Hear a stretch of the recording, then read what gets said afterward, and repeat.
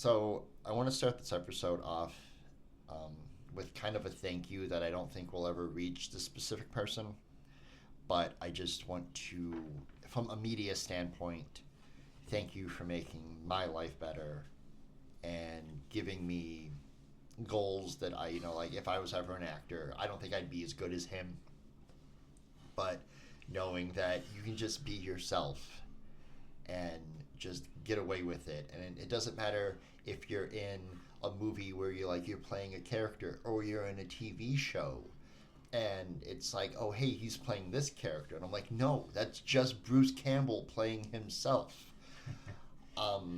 This episode is Evil Dead, Evil Dead 2, and Army of Darkness. And one of those three movies made me fall in love with cinema so much when I was younger that I'm now sitting across the table from two of my best friends getting a chance to talk about it. Bruce Campbell, everything that you have done from Autolycus to Ash, and realizing that a lot of your characters start with the letter A. I don't know if that was an accident or not. Even though I just named two, I know you definitely have more. Thank you for being the most grooviest son of a bitch in the world, man. Obviously because of you, Sam Raimi, and even with the newer trilogy coming out for Evil Dead, I am so proud to be a part of the Deadite community, to be able to call myself a Deadite. And oh my fucking God, guys, let's just fucking get into this. As always, welcome to the Koffin Click podcast. My name is Jeff, and I am here with Justin. What's up, y'all? And Juan. Hey, everybody. These three movies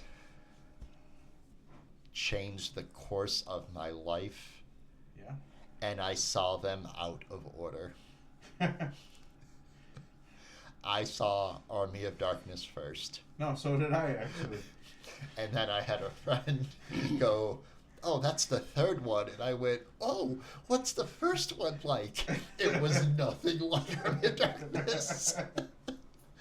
I will not take anything away from Evil Dead 2, Army of Darkness, Ash versus Evil Dead. And I know last week, the episode that we had done on Hannibal, the Hannibal Lecter movies, I talked about the show. I'll probably do that here too, a little bit, because Ash vs. Evil Dead is just as amazing as the movies. And then, hopefully, in the future, we'll do it when Burn comes out, so we have some time to do an episode on all three of the Evil Dead remakes. Yeah, the newer, because they are serious-ish bend ones. They're bloodier, they are gorier, it's definitely made for a new audience. They're bloodier? Even with the... Yeah. They yeah, are. Bro. Really? There yeah. is, in Evil Dead Rise, there is a scene with the mom that I can't get past. I have to turn I'm fucking almost 40. I gotta turn all my lights on. I gotta have a blankie. Evil Rise creeps me out, and that's the point of that movie. But we're not talking about those. Yeah. Sorry about my... Tangent? Yeah, my tangent or my lead-in, but... Look, tangents are a good thing, alright? Yeah. What about you guys? I actually watched these movies in order. But I Of course you did. You were alive when they came out, Jack. Yeah. Yep. But yeah, I would have loved to see Bruce Campbell when it was first coming out. But also, like Jeff, I am a big Bruce Campbell fan. I love all three of these movies. Alright, I love the campiness of these movies. I love the fast-forwardness of some of the scenes. At least I feel like they were fast-forward. Just I think. so much of the deadpan. It's different from Monty Python even, deadpan. Yeah, the camera work. This is Midwest deadpan. Yeah. This is Michigan deadpan. Right. The camera work, the overacting, I guess you could say. The Sam Raimi cinematography, the overarching, and I'm so sorry, I didn't mean to cut you off. I'm just really excited about these movies. The overarching evil is coming camera shot that is done in everything that he's done. It came after Ash, it came after Xena, and it came after Hercules. It even came after Doctor Strange. Yeah. Yeah.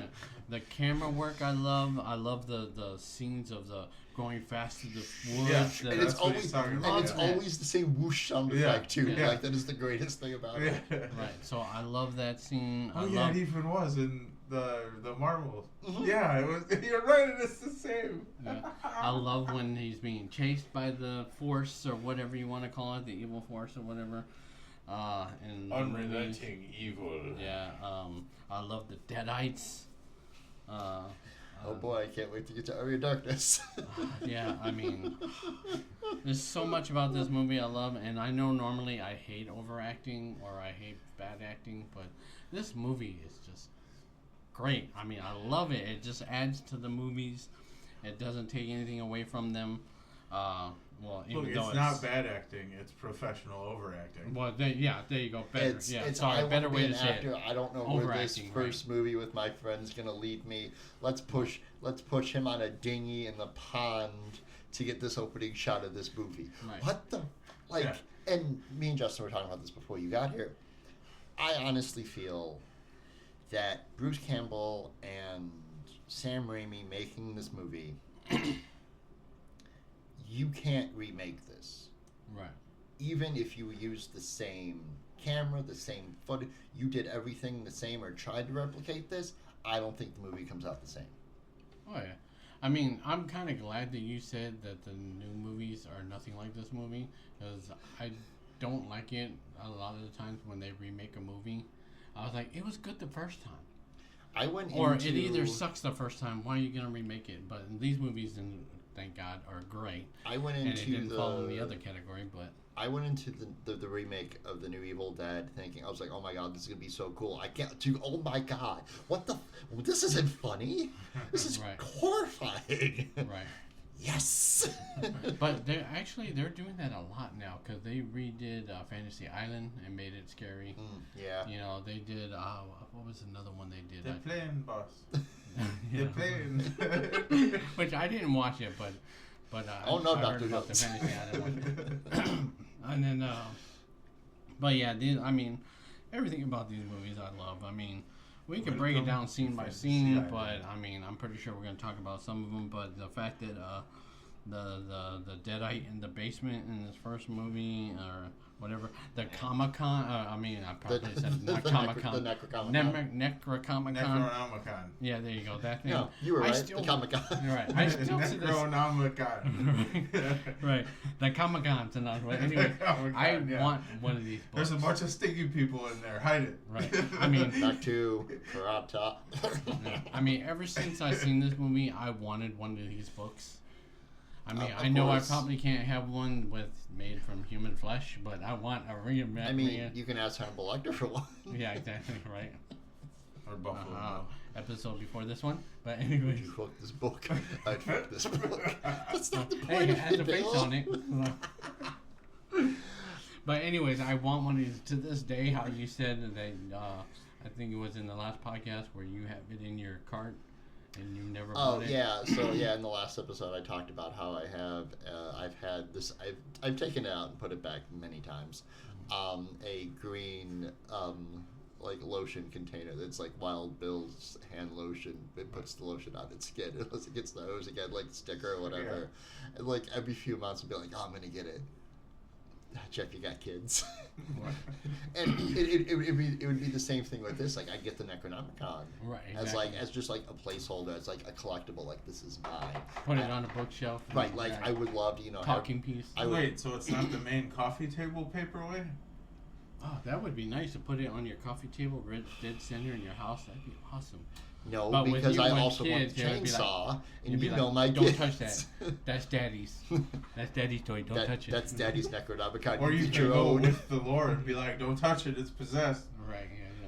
Have you met my kids? Anyway. No, talk about childhood trauma. But no, but yeah, I've done the same thing with like the book replica of the Necronomicon, like the $10 version of it, because I don't like to get the movie replica version. Would be nuts. But like I would get it. I'd be like, one of these days I'm going to meet Bruce Campbell and Sam Raimi, and that they would have it, and I wouldn't have the Necronomicon on me, and I'd be upset. Yeah. But out of movie memorabilia, this was definitely be something I'm eventually one of these days going to get into a collection. just like back in the day when, because I know we mentioned several times in the podcast, I'm a big fan of vampire movies. I used to have a vampire dictionary that had every vampire movie that was ever made in it, and the different types of vampires and all this stuff. And my cousin stole it from me, and I'm so mad to this day about that, because she loved my book, and I knew eventually she was probably going to steal it from me, because she stole everything from me. You know, hope she never hears this, but yeah, she the one episode you listened to. Right. I mean, she would even steal my damn underwear, dude. I mean, come on.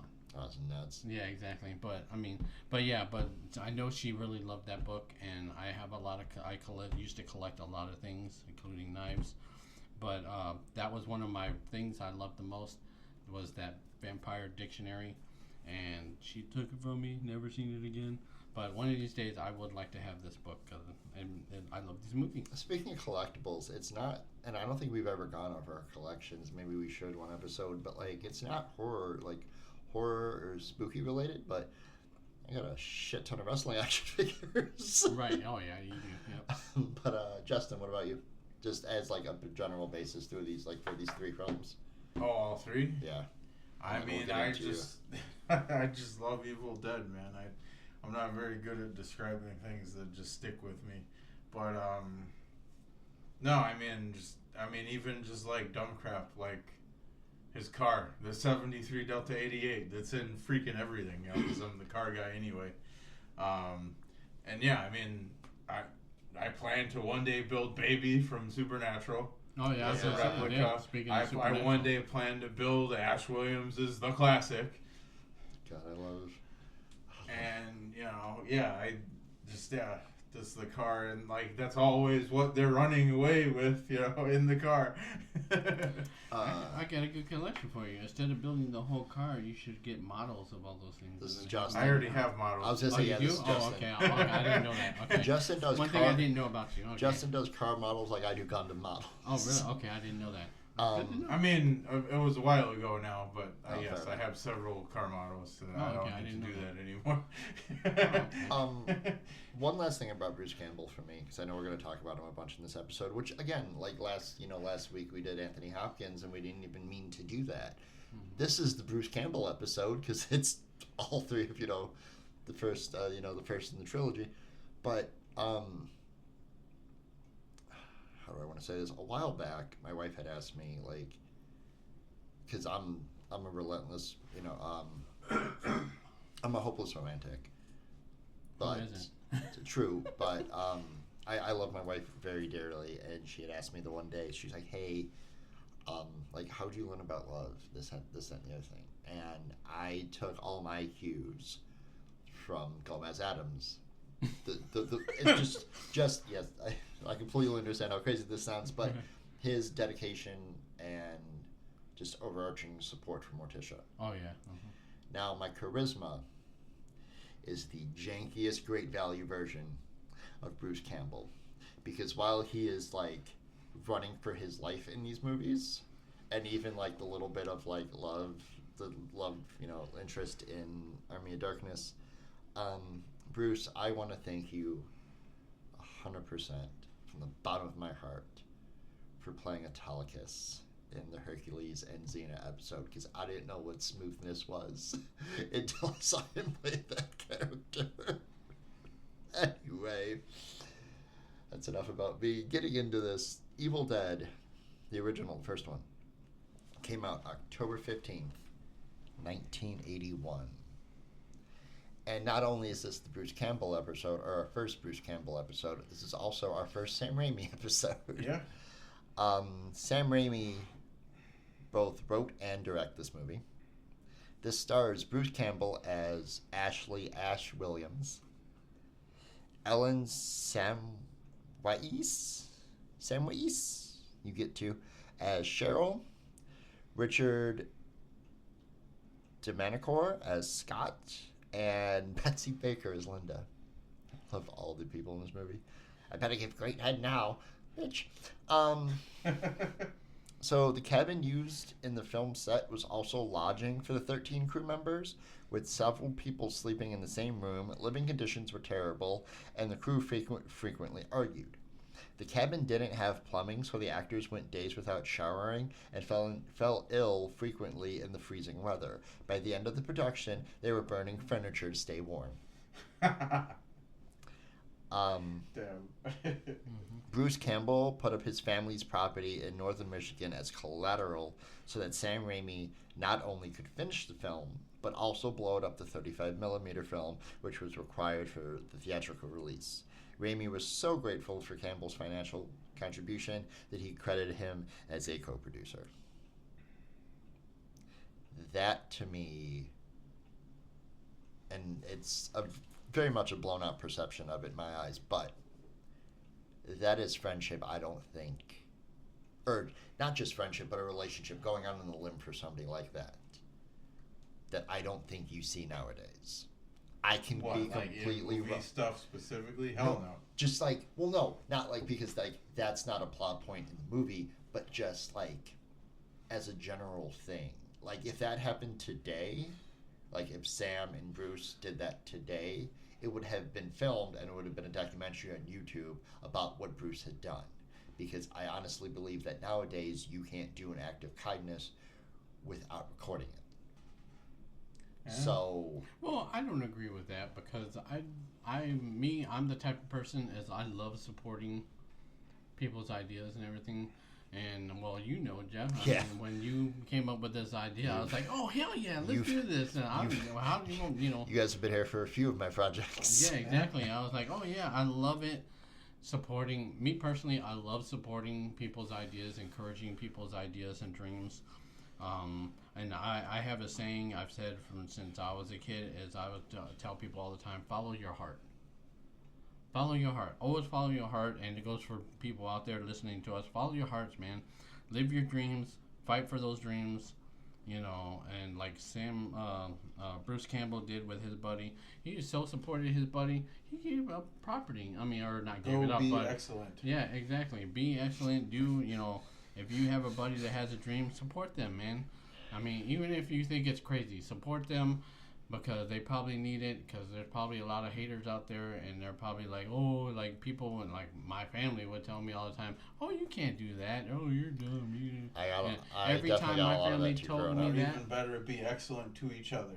Oh, yeah. See, I just watched the John Wick movies, so like hearing Keanu say that in Bill and Ted does not do anything for John Wick. Right. But anyways, like I was saying. Yeah, I'm thinking I'm back. Yeah, I think I'm going to be excellent to somebody. He just starts hugging people to death. Yeah. But every time my family told me I couldn't do something, made me want to do it even more.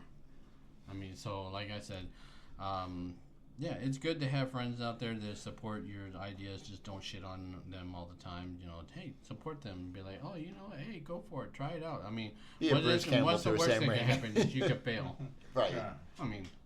You learn, you definitely learn. You definitely learn from failing, and you pick up the pieces and go. Exactly. But as far as this movie goes, this movie has everything in it that I could have ever asked for. Oh yeah. Also, the same reason why I haven't gone camping in a cabin with somebody. And if this wouldn't have done it for me, Cabin in the Woods would have. Also, just like Nightmare on Elm Street, it has the blood. Which we talked about that. Yeah. That there's a bit of I think Freddy in this movie or something like. I think Jason, Freddy, and Ash all like loop between each other's movies because there's all the different directors giving shout outs to like Sam Raimi to Wes Craven and then whoever did I forgot who did the first Jason movie. But just like all those little nods and stuff. Right. So yeah, homages. To keep Easter egg, homage, yeah. To keep that community definitely tight, I'm very happy about. Justin? Oh well, we're not to do the car thing again, but just the fact that there's like a early 70s classic as a giant Easter egg throughout all of this is just epic to me. And for the fact that it's like the one thing that lasts. Yeah, like all the the one crazy thing that shit that happens at all times. And hey, look, it's the 73 Delta 88. It's still there. that yellow ass fucking car. God. But Isn't so it much all three of the space. movies? It's in like everything. Yeah. Okay, It's yeah. even. Yeah, it's in Evil Dead 2 because when he lands, it's all the medieval knights and stuff. Oh, and yeah, that's yeah, where yeah. 3 picks up. Yeah, that's right. Yeah. So, yeah, that car. He even has the car in, I think he has the car in Ash vs. Evil Dead. Yeah, he does. And it's like parked in like random Easter eggy places in the newer ones too. Is it? Yeah. Oh, I'll have to go back and. Yeah. I was too creeped out watching those movies to notice a Yeah. car. Yeah, like what is it? The second one where there's like the super dark parking garage. The Delta 88's just sitting there in one of the areas. It's as big as the fucking Echo 1.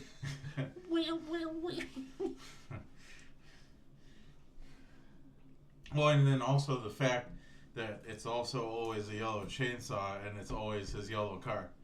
Oh yeah, the chainsaw.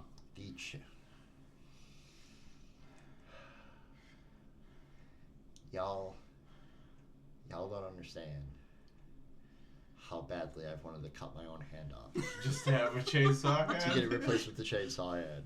Now I know that's crazy, and I know that's not how anything works, but I wouldn't know that because I haven't done it. Like, obviously, yes, he cuts his hand off because his hand gets possessed. Yeah. I would have done the same thing. Would I have thought to attach a chainsaw to it? No. But this movie gave me the idea for it. So, speaking of that, well, you all know about my leg. So, the funny thing about that is I've seen a lot of movies where, like, Ash and Evil Dead, chainsaw, and stuff like that. There's another movie where I think it's called All the King's Men or whatever, where the chick with the sword feet, Oh, yeah. whatever. I was like, I joke around all the time and tell them if this ever gets cut off all the way, I'm so putting a weapon down here. You're getting a peg leg. Yeah, well, I'm You getting don't have a a peg leg, choice.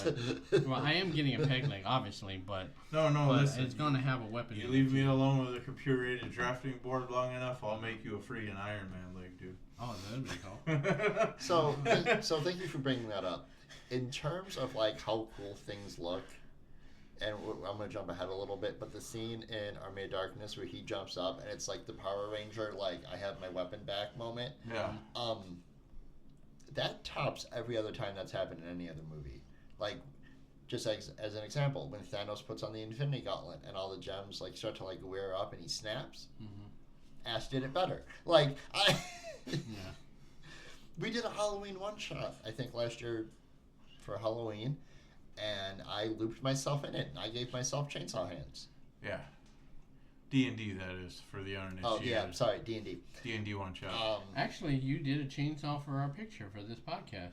You have a chainsaw coming out in your mouth. And Or do you know up to why you. that is? Why? Because of Ash. Oh, okay. Of course. Yes, my lovely chainsaw. Yeah. Thank you, Julio. Yep. Thank you. Yeah, thanks. That thing is so awesome. Yeah, I like how you did me too. That was cool in my eyes. I love that. But yeah, I definitely we should. I do always wish I could art like that, but Me too. I can I mean, only I do- could draw, but I not can like only that. do drafting. We should do an episode talking about those, but ours like just a video on it. But yes, that is the reason why I chose the chainsaw. Oh, okay. Because if I was ever killed, this is a weird setup, but anyway, if I was ever killed by a action hero, Or a horror icon. Or horror Right. icon, couldn't it be Jason? Because I'd never be in a sleeping bag. Actually, that's a good question. Who would you like to be killed by in a movie? I talked about it when we did the big three that I would egg Freddy on to kill me because I just want to sleep. I don't have siblings, so Michael would never come after me. And but it would be Ash, 100%. I would become a Deadite just to get myself ended by Ash. And knowing my luck, I'd get hit by a car in front of Ash Williams. I'd be pissed. The 73 in front of Ash. Yeah, the car would hit me right before the chainsaw did, and I'd die. I'd be like, send me back up. I wasn't done yet. I gotta see this through, boss.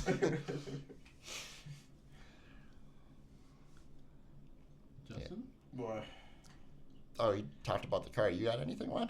Yeah, that's right. You did talk already. Well, I kind of talked already. I mean, but so I could give you the kill count. Then we can move on to the next movie. Yep. Yeah, that thing we do and stuff. Yeah. So the kill That thing count. we do so well. So as I did on the last podcast, the kill count. I don't know if I'm gonna keep doing that, but I thought it was funny from the last episode.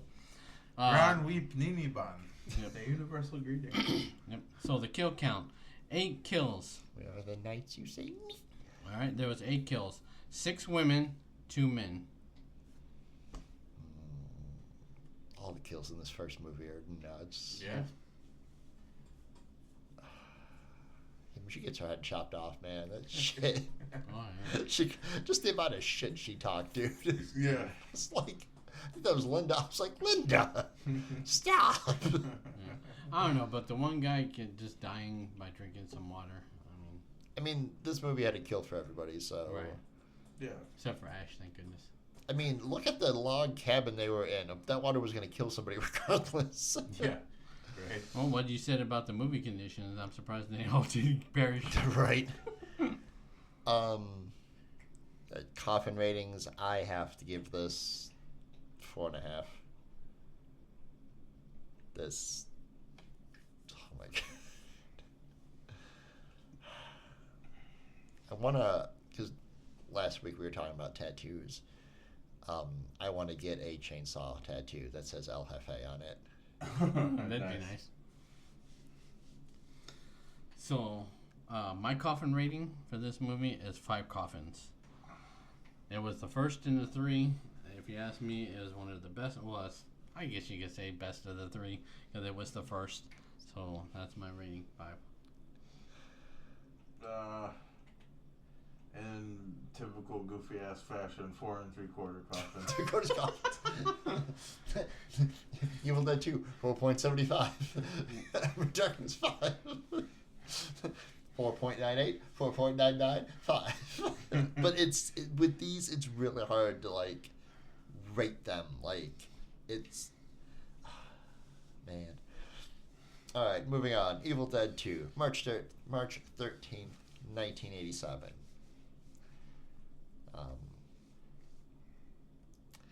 I mean, they could have waited till March 27th, 1987, and I could have shared. But anyway, it's fine. Thanks, Sam.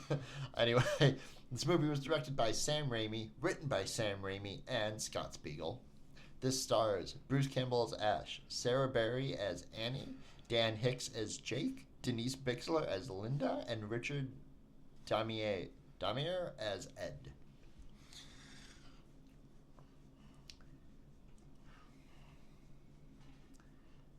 Stephen King was such a huge fan of The Evil Dead, like I said, the original 1981, that he convinced producer Dino De Laurentiis. Thank you. Dino De Laurentiis. Over dinner, who was producing King's Maximum Overdrive, which came out in 1986, which is a movie about Hot Wheels being pissed off. Yeah, that's an apt description, Joe. Good job. Thank you. Emilio Estevez is in it. Of course, I saw it. Or Matchbox Cars with attitude. Yes. For those of you who don't know, we will eventually do Maximum Overdrive. It's nuts. But anyway, King convinces Dino to have his production company, DEG, De Laurentiis Entertainment Group, to finance Evil Dead 2. We have Stephen King to thank for this sequel. Yeah.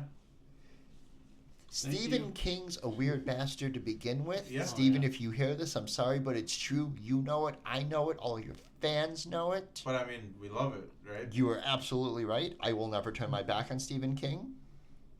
Just, I don't read the book version of it. Child orgies are weird enough.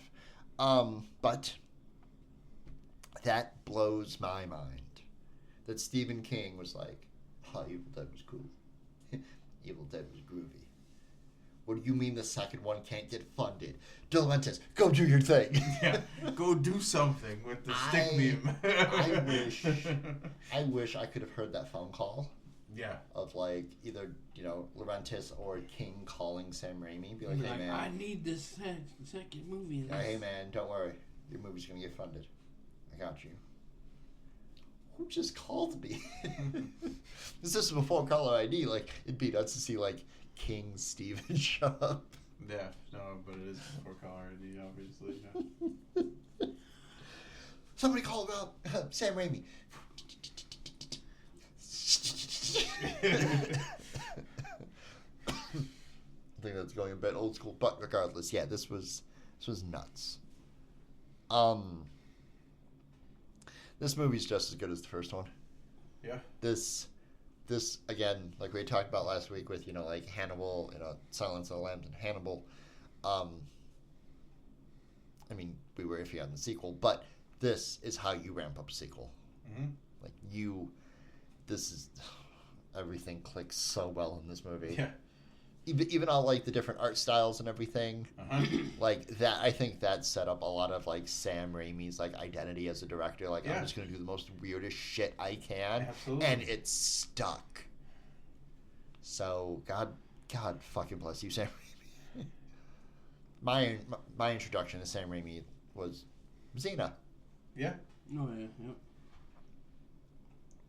To which I'll talk about this now real quick. Ash vs. Evil Dead. It's got 3 seasons. I own them all on DVD. It's an amazing show. And when I started watching it, I didn't know what I was going to get myself into because it had Bruce Campbell. I was like, this show can suck. This can be the worst thing Sam has ever put out, and I'm going to watch it because it has Bruce Campbell in it. And I looked away for a second, and I turned back, and I see Lucy Lawless. And I went, of course she's in this.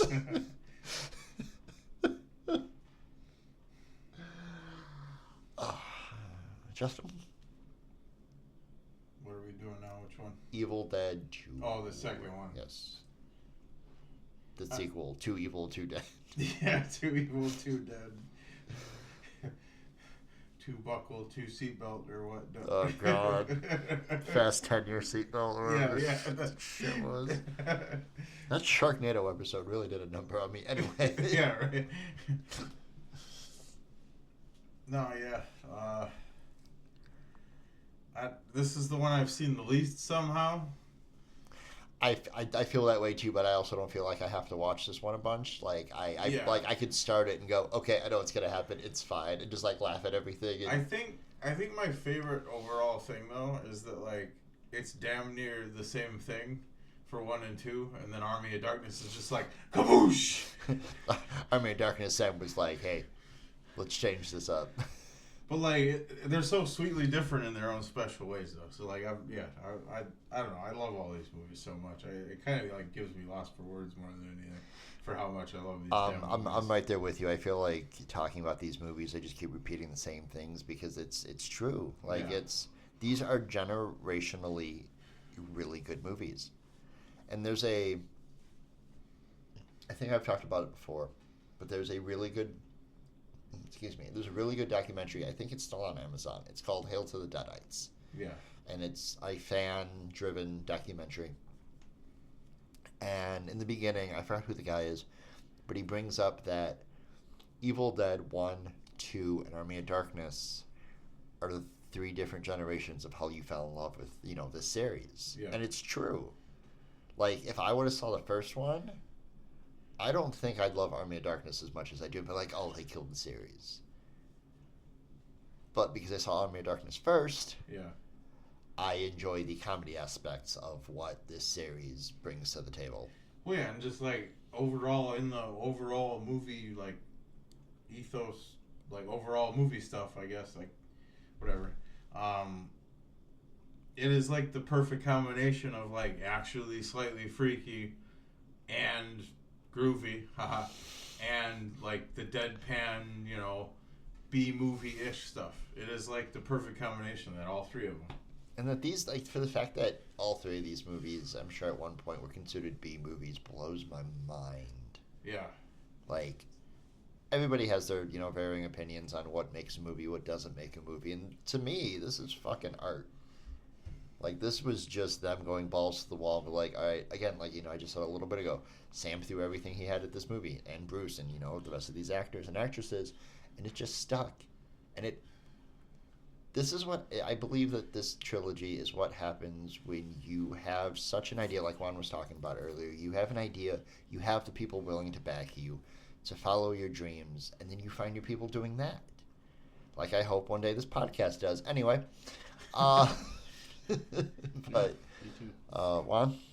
So I like this movie because it's hopefully I say this right, amalgamation.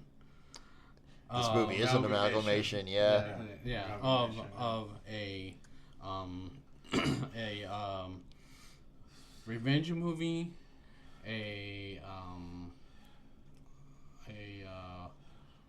let's see, what's the word I'm looking for? I had it just a second ago while you guys were talking. Sorry, a revenge movie,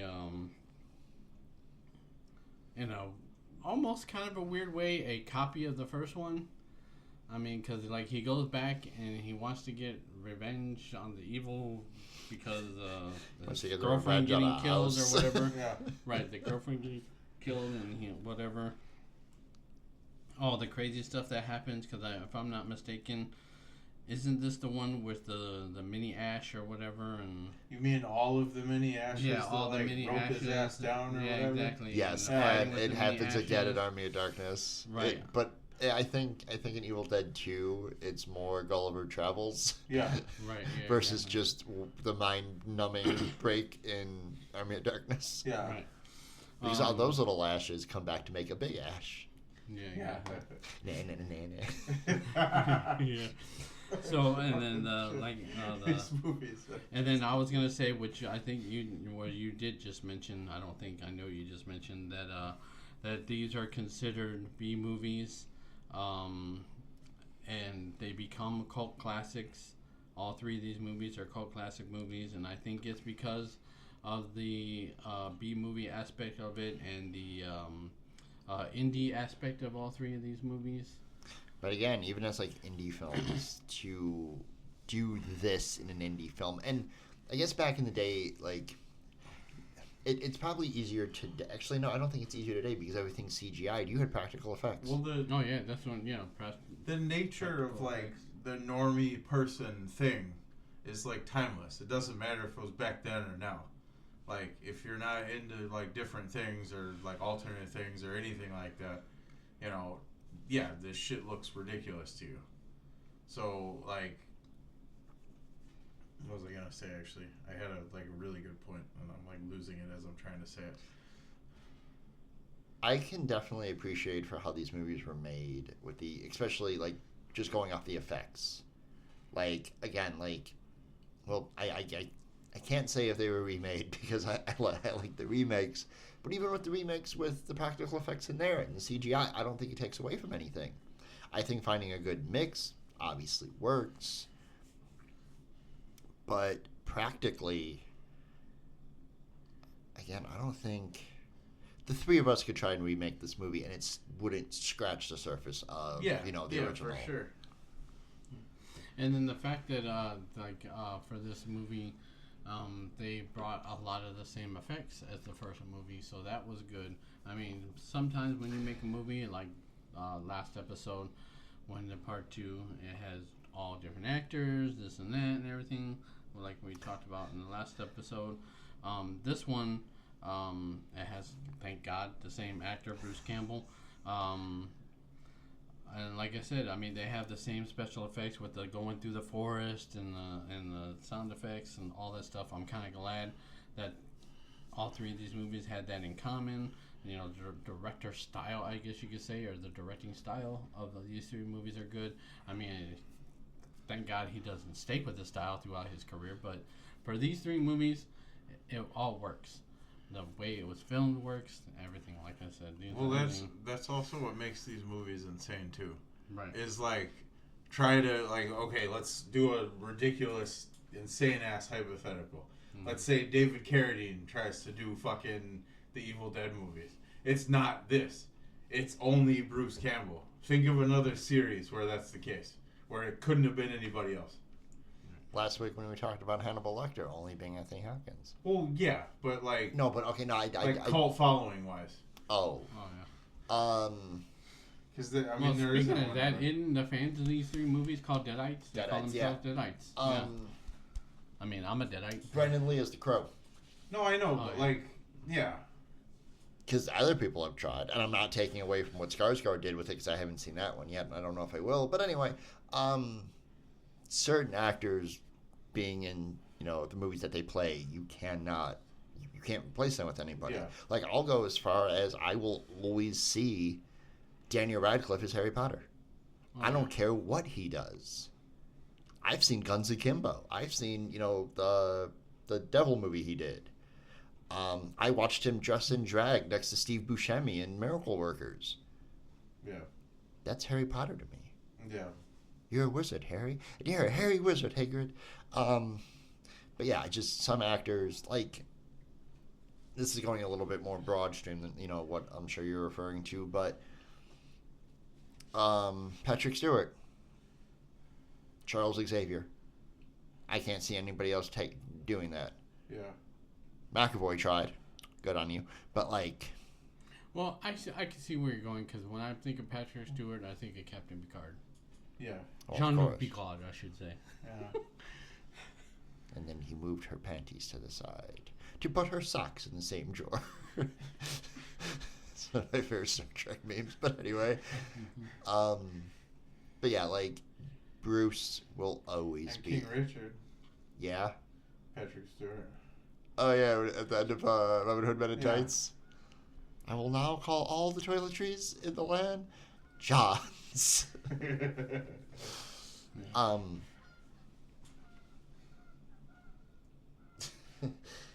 Geese just honking about. But yeah, no, Bruce Campbell, nobody would even dare try to replace Ash. Bruce Campbell as Ash. It wouldn't work. Bruce Campbell would probably show up on set. I think that's so much a thing that, like, most of the center characters on the newer remakes are female even, right? Yep. Yeah. Because that's such a thing with Bruce Campbell. They're not even trying to cast another dude in a different Evil Dead movie. There's a scene in the second one where, like, the demon mom, like the demon lady, somebody gets punched in the mouth, and the sound effect of the tooth cracking is Bruce Campbell biting into an apple. Yeah. This is the most direct way to cast, like, hey, wonderful little Easter egg. Oh, yeah. And, like, to Gen Pop, I think I remember my point that I, like, just failed earlier. To general population type people, like, he was the B-movie king, such as when I was talking with my Uncle John referring to Sybil Danning as the B-movie queen. Yeah. Like, Bruce Campbell was, like, the B-movie king to, like, most, like, Gen Pop style people. So... And Ash is so... And Bruce Campbell has said this too, so I'm kind of paraphrasing this, but Ash is such a hero more than he is a villain. Yeah. Like, it's like, oh, this is supposed to be scary, because, like, Ash is right up there. I mean, he's almost vilely angry towards being good. Right. And that's what makes it awesome, too, Like, Ash is... like, when has that ever been in, like, a different movie, similar genre? Well, hell, not even similar genre. There's not someone that's, like, edgily asshole-ish about being good, Yeah, like... Except for Bruce Campbell in these movies. Yeah, the way that he plays Ash, they're like, nobody's really that morally gray. He's so selfish. He'll do the right thing, but he's so fucking selfish about it. And I cannot wait till we get to talk about it, which we will here soon. But Ash has gone on record, again, like I said, for saying, like, Ash is more so like a hero. And he ranks up there with Jason, Freddy, and Michael in my eyes. Just doing the opposite of what they did. Yeah. Well, I mean, if you think about it, it also goes for these movies which nobody can deny his character in this movie is very what's the word? Chauvinistic. Is that the right word? Yeah, he's very... And stuff like that. I mean, nowadays, people would have problems First with you want characters. to kill me, now you want to kiss me? Blow. Right. I mean, a lot of people nowadays would probably have problems with that kind of character. But these movies are so good, I never hear anybody talk crap about these movies. They can't, because Ash is just Elvis with a chainsaw hand. Right. Yeah. Well, because it's it's like a deadpan non-comedy version of Tropic Thunder.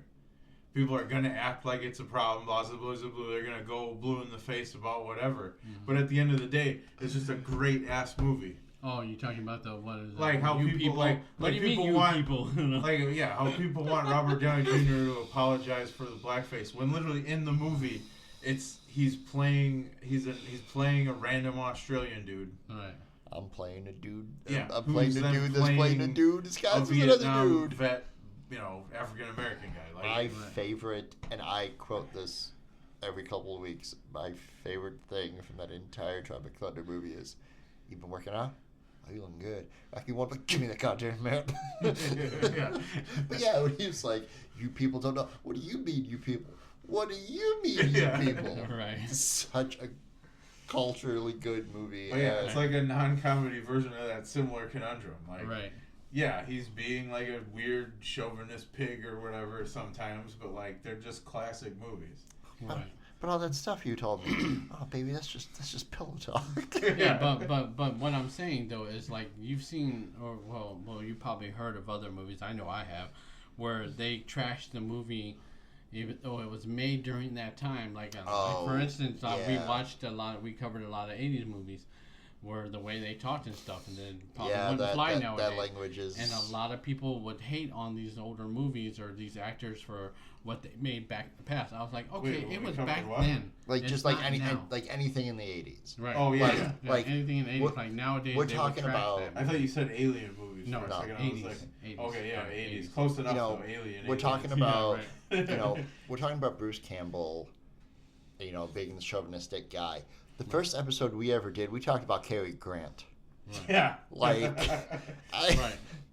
in an era where I'm surprised women were allowed to talk, let alone be in movies. You know what I mean? Yeah. So like, sadly enough, yeah.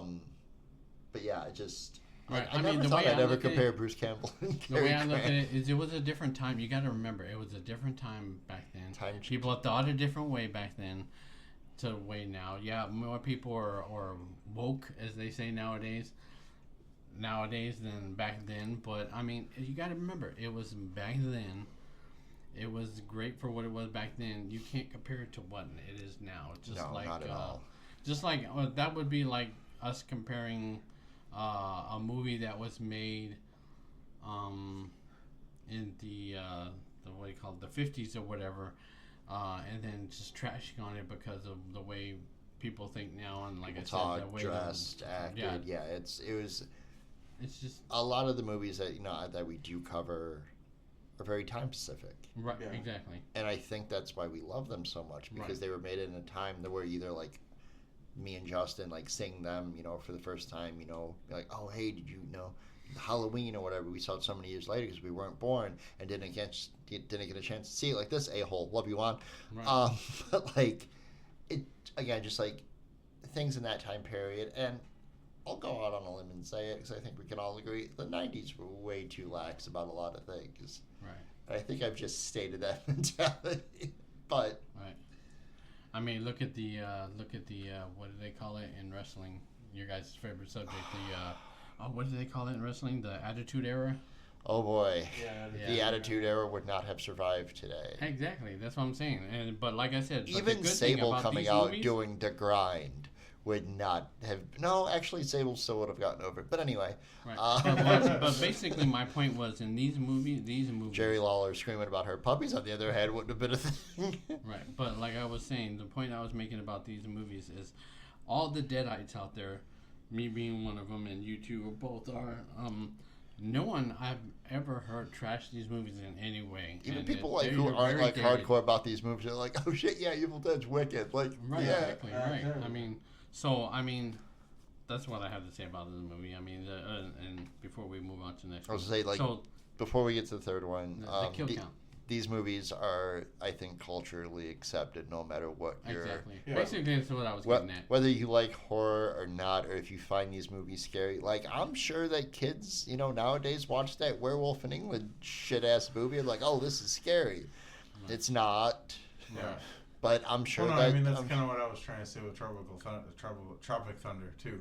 Is, like, it's kind of just accepted. Like, It's funny as hell. Like, and it was made in an era that you're not quite like a real human if you have an actual issue with Tropic Thunder. Like, and again, like that movie was made in an era of like where comedy was comedy. Yeah, exactly. Right.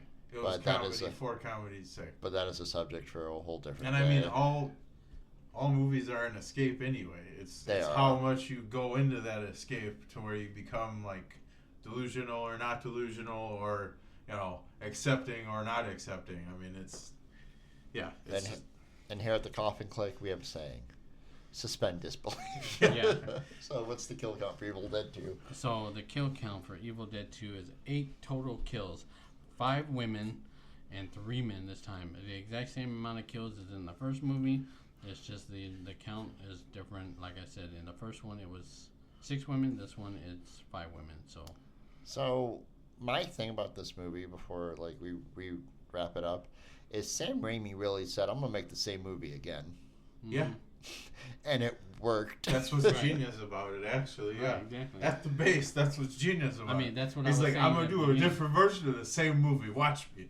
Right. Well, that's what I was saying. I mean, it was like a revenge movie and everything all rolled into one. So it was great. It was like, and like you said, it was almost a remake within itself. Yeah. Which I think there's another movie where they did that not too recently too, a remake of a remake or whatever. Say Jay and Silent Bob. They did. They did the remake of the other movie, the first movie. They did the remake of Jay and Silent Bob Strike Back, and it was somehow even a better story than the first one. Right, exactly. Way to go, Kevin Smith. So, Koffin ratings. I got to give this 4 coffins. I love this as much as the first one, but the first one will always, even though it's not the first one I saw, will always hold a really. I can quote that one more, and that's kind of where this leads to. But 4 coffins for me. Yeah, I gotta go the same 4 coffins, because I mean, at the end of the day, like we were just saying, like it's a great movie too, but it literally is technically just a rehash of the same movie in a different way, so it doesn't get the 5. Well, I agree with the both of you, but I gave it 4.5 coffins. Very nice. Because I didn't want to give it a low rating, because like I said, I enjoyed this one just as much as the first one. And like you said, it was just a remake, but slightly different, but it was still great, and for what it was. And so that's 4.5. All right, you primitive screwheads, listen up. You see this? This is by Boomstick. The 12-gauge double-barrel Remington S-Smart top of the line. You can find this in the sporting goods department. That's right, this sweet baby was made in Grand Rapids, Michigan. Retails for about $109. Good God, I butchered Miami.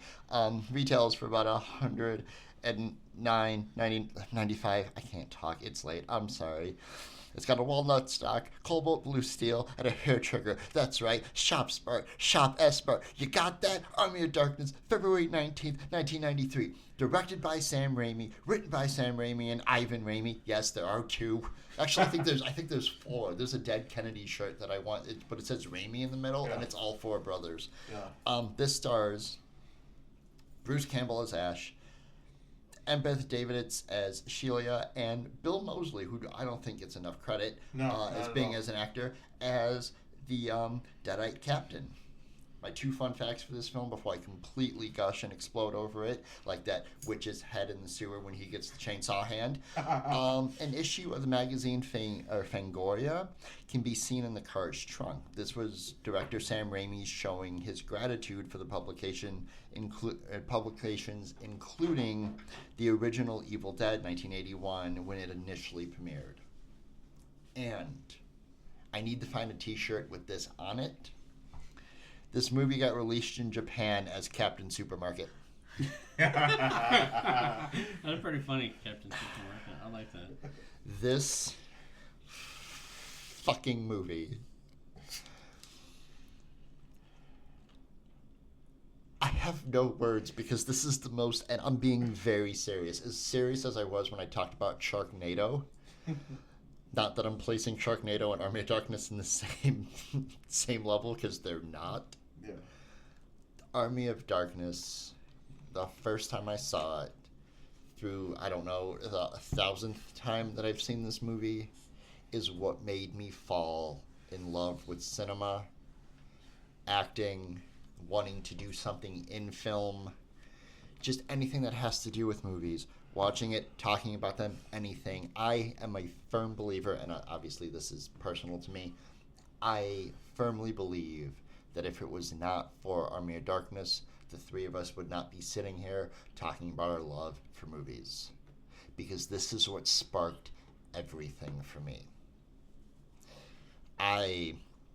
There are scenes from this movie that I wish I had enough body parts available to get tattooed. The scene where he has the Necronomicon, when he fucks up the Noctu Clarata nickel thing, I want a tattoo of Campbell's face when it gets drawn out. When he's got like the long jaw or whatever. Oh, yeah. when he shows up and just snaps on these medieval fucking people. Yeah. Because he is so pissed about everything he has just gone through. Now he has to deal with these primitive fucking screwheads. Like, I love that line. It's so good. Yeah. The scene where, and I can easily go through every scene in this movie, but I'm not, so I'm just gonna give out my few, and then I'll shut up. The scene where the old wizard is telling him about everything that's going on, and the witch shows up, and it's the exaggerated, like, and she's like, "You're gonna die, you Ash." And he's like, "Hey, she bitch," and like shoots her. I don't do shit with guns. I want a shotgun because of him. Like, if this movie helped me, like, hey, right here, bro. I know, and I know, and I appreciate that. I might have to. I just have to find a jean jacket. Anyway, but like that scene. And the scene that stunned me... I literally have a futuristic version of the same shotgun, too. Fair enough. The scene that has always stunned me in this movie, and it's the same feeling I get when I'm able to figure something out without having to use the internet, is the scene where he makes, like, all the chemicals. Yeah. He just pulls the, like, I don't know, high school chemistry book out of the back of his trunk. Yeah. Which, because I saw this one first, I didn't know why he had the car, why he had everything in the back. Seeing Evil Dead 1 and 2 makes sense now. Yeah. But just the groovy. Like, what the fuck is going on? Yeah. And the scene with the little Ashmen and then them fusing together to make Big Ash. Big eviler Ash? Yeah, to Evil Ash. Like, that scene, too, I wish I could get tattooed on me. The I'm Evil Ash. You're goody two-shoes, Ash. Like, that. Yeah, that's right. And coming back, and I've based a lot of my D&D, like, characters or, like, story plots off of Evil Dead. At least... Army of Darkness. I don't know if you guys have noticed that. Oh, yeah. 'Cause I did. It's either Army of Darkness or Borderlands. I really don't have or Lord of the Rings. I really don't have any other ground to cover when I write these campaigns. But the scene when he's talking to I can't remember her name right now. I'm so sorry. I just said it. Sheila. And she's like, "But everything you told me," and he's like, "Oh, baby, where I come from, you just call that pillow talk." And then, like, the ending scenes of, like, the siege, I'm like, what is going on here? What the fuck? Just so dead. And then the very end of the movie when he's like, "I saved everybody and they made me their king," and fucking it's Sam Raimi, and he's like, "Oh, that's cool." And then the lady shows up, she's like, "Oh my god, did that really happen?" And then the witch shows up, so you don't know if he got out or not, and that's where Ash vs. Evil Dead picks up. I fucking love this movie so much. Yeah. Oh my fucking god. This is the most quotable thing I think I've ever watched. Yeah. Like, I cannot wait for the day my kids are at an acceptable age for me to show them Army of Darkness. Yeah. Okay, I'm done. What about y'all? Yeah, you can go ahead, Juan. Okay, so I got a quote here, but I'm gonna save it for our sign off. So I'll skip that part for right now. But yeah, this movie was awesome. So that was my favorite quote of the movie, but I'll get to that at the end of the podcast. But yeah, this movie was great. I love the fact that it was medieval. Because I'm a big fan of medieval times. I love swords and knives and things like that. The fact that the little ashes come back again, I like that. I always thought that was funny from the second movie, you know. And when he fights with his evil ash self before it turns into the ugly leader of the Army of the Dead or whatever. The Deadite Captain. Yeah, the Deadite Captain. You know, I like that whole scene when he's fighting each other and stuff like that. It's a great movie. The first kill of the movie was a good one where he gets thrown into the well or pit or whatever you call it. And blood comes squirting out He again. just cuts that bitch's head off with the chainsaw, and it's so clean. Yeah. So, I mean, the fact that the car's in the movie, like I said, there's just so much about this movie that's great. The Deadites, like I said, and the first ones, in which I was more talking about. This one is all the Deadite warriors, the knights. I mean, I love these movies. Like when the Deadite Captain lands on the top of the castle, he's on the thing, and it's like clear. Obviously, you can tell it's clearly a puppet. It's like da da da da da. Yeah. Right. And the fact that he becomes their leader and stuff like that, it's just a great movie. I mean, I don't know. It's hard to nail down all the details and the stuff about this movie, but yeah, it's just a great movie. I got you the book. Send me home. Yeah. Did you say the words? Maybe not every little tiny syllable. Yeah, but pretty basically said it. Right. I guess this movie lines up a lot for me in like my sense of humor, because I'm such a big fan of Monty Python and the Holy Grail that like I legitimately thought anything medieval was just what happened in Holy Grail. Then seeing like Army of Darkness go, then seeing Army of Darkness and going, oh, maybe there's more to this medieval stuff. Like, we've been to the run fair enough. I want to go one year as Ash. Yeah.